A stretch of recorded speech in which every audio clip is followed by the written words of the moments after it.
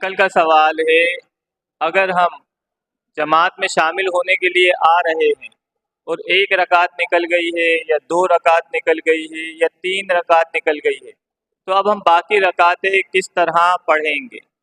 دیکھیں، اگر آپ کی 3 رکعتیں نکل گئی اور چوتھی رکعت میں آپ شامل ہوئے ہیں تو اب آپ کی امام کے ساتھ 1 رکعت ہوئی ہے۔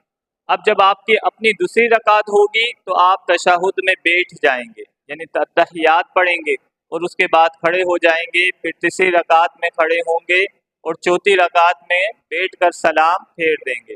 یہ تو وہ تھا جس کی 1 رکعت نکل گئی۔ اب اگر کسی شخص کی 2 رکعتیں نکل گئی ہے، اب 2 کے بعد امام نے سلام پھیر دیا، وہ کھڑا ہو جائے گا۔